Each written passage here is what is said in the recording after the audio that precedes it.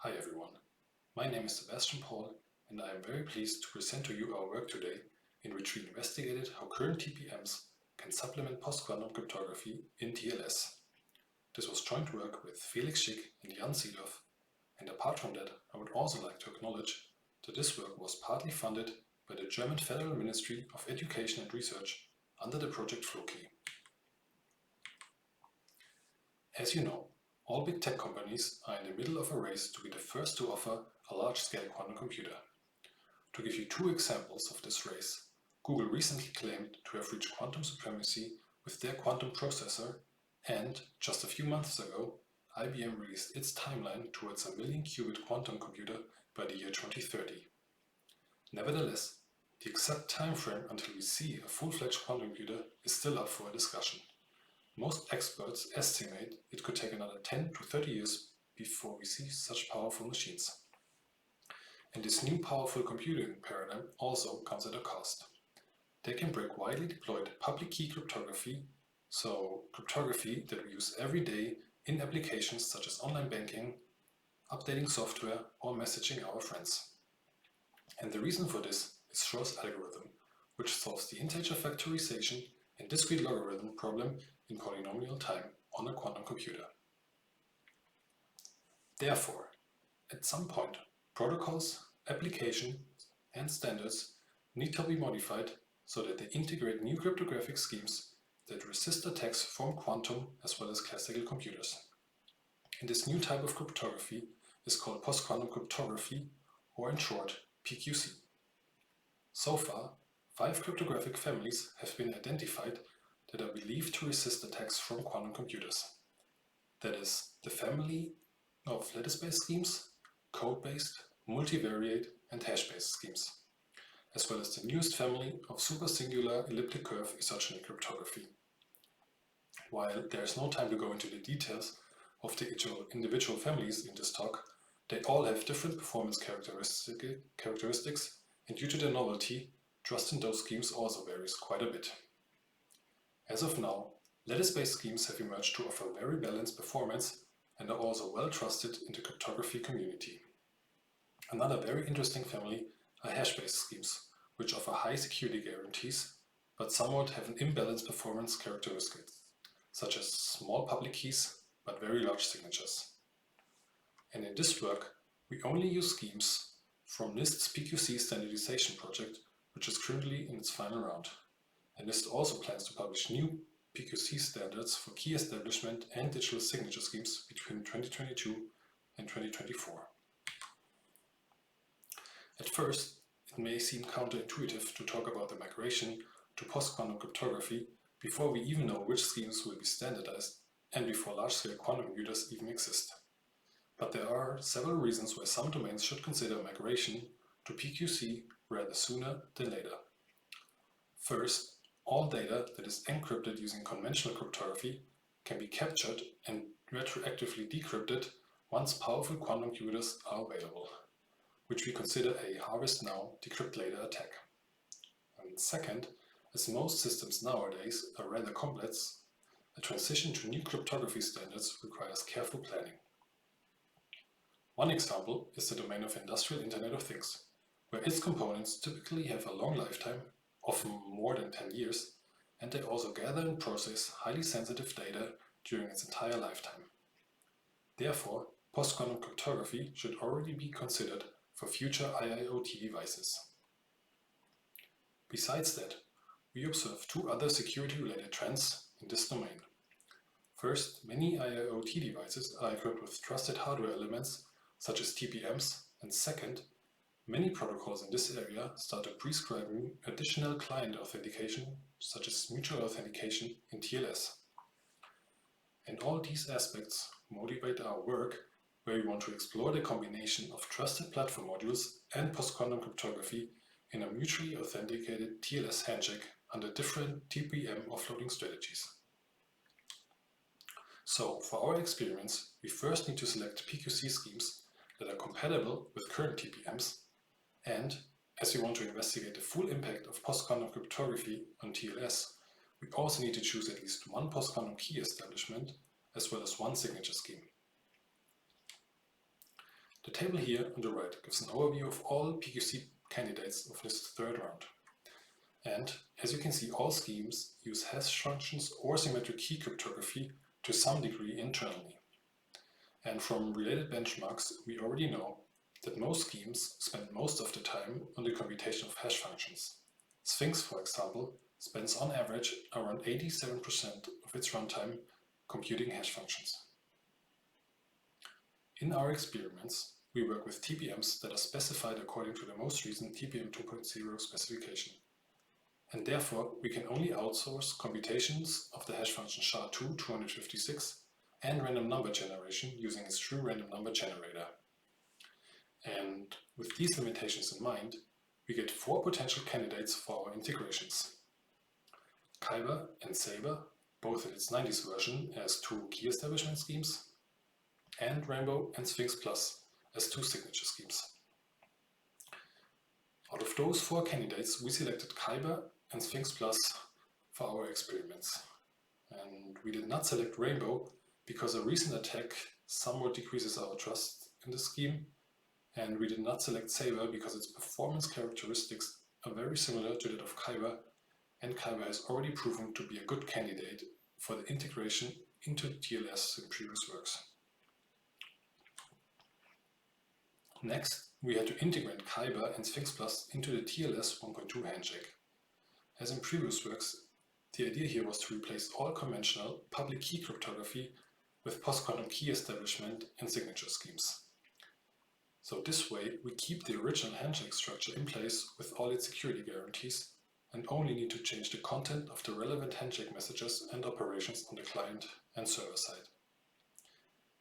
Besides that, as we also evaluate post-quantum authentication, we work with X.509 certificates that contain a Sphinx Plus signature and public key. The resulting handshake is shown on the right side of the slide here. So in total, we now have 3 operations related to post-quantum key establishment. And since we consider mutual authentication in our experience, we get a total of 8 operations related to signature schemes.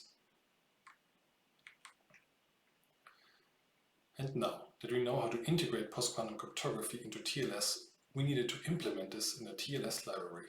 And for this implementation, we worked with Embed TLS, mainly because of its high configurability. So in the first step, we added TPM support to Embed TLS by creating an alternative implementation of the hash function SHA-2 256, which offloads the entire operation to the TPM. We also added the true random number generator of the TPM as additional entropy source, so every time a new seed is generated, the TPM's TRNG is also called. Next, we integrated reference implementation of the 2 selected PQC schemes. And for Kyber, we work with the parameter set Kyber 512 using the 90s version, which corresponds to a security level of around 128-bit. And for Sphinx Plus, we also selected a parameter set that achieves a similar security level, and we use the speed optimized version based on SHA-2 256. And in the final step, we applied the required changes to the implementation of the TLS 1.2 handshake protocol in Embed TLS. So there we had to define new cipher suits and OIDs for our experiments so that the client and server are aware of these new primitives. And now we have a fully working TLS library that contains post-quantum cryptography and that can offload functions to TPMs. And next we define our experiments and have a look at the results. Regarding TPM offloading strategies, we define 3 different modes. The first one only makes use of software implementations and therefore represents our reference case. In a partial offloading mode, we only use the TPM's TRNG. And in the third mode, we offload the generation of random numbers and the computation of hash functions to the TPM. For our TLS-related experiments, we defined 4 cipher suits that make use of post-quantum cryptography at varying degrees. Again, we define a reference cipher suit that is only based on conventional elliptic curve cryptography for key exchange and signatures.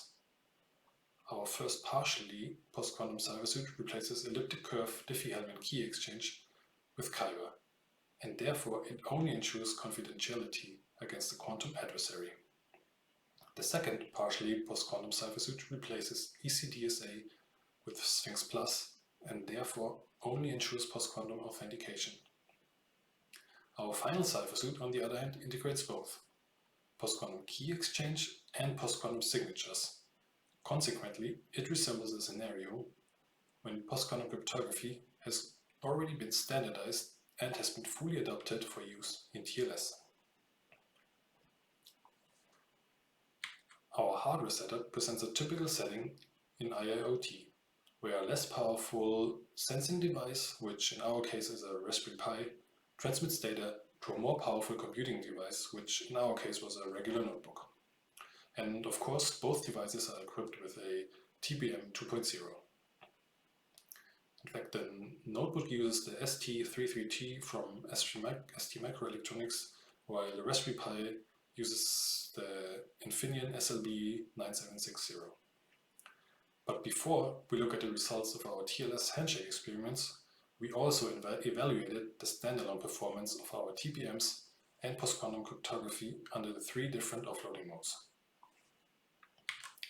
So first, we investigated the standalone performance of the two different TPMs.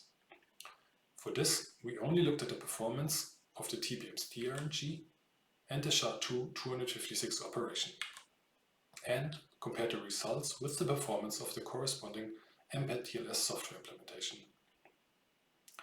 From this table, you can already see that using the TPM leads to a substantial decrease in performance, and that's mainly because of a slow host to TPM communication, the low internal clock frequency of TPMs, and their security center design.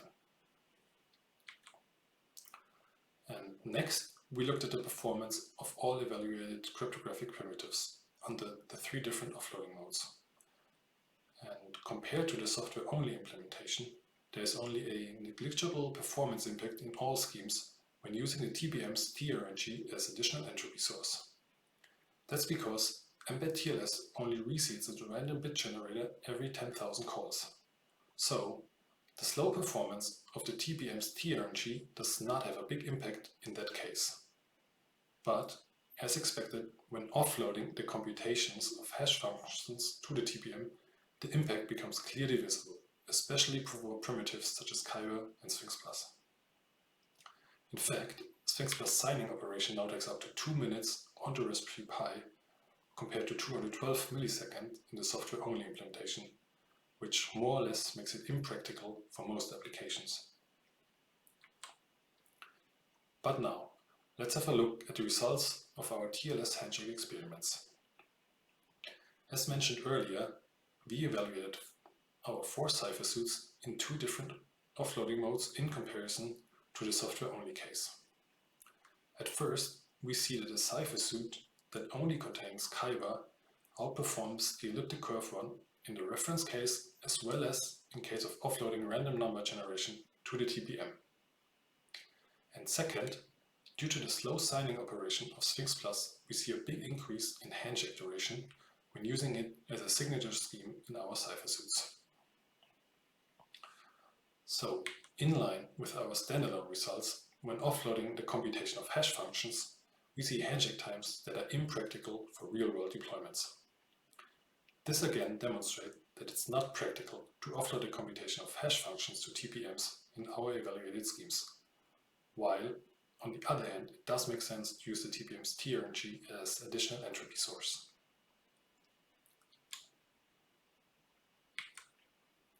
To conclude our work, we want to highlight the following key takeaways. We showed that it is possible to integrate TPM functionality, the post-quantum key establishment scheme, Kyber, and the post-quantum signature scheme Sphinx Plus into Mbed TLS in a mutually authenticated TLS 1.2 handshake. In our experiments, we also saw that Kyber is a very efficient key establishment scheme with a very well-balanced performance characteristic. Besides that, we showed that Sphinx Plus is not necessarily a general-purpose signature scheme for TLS, but due to its high security guarantees, we believe it is a very promising signature scheme for use cases such as software signing. And regarding our TPM offloading modes, we saw that offloading only the generation of random numbers to the TPM is in fact practical, whereas offloading computations of hash functions to TPMs is impractical for all evaluated cryptographic schemes. So, thank you very much for your attention.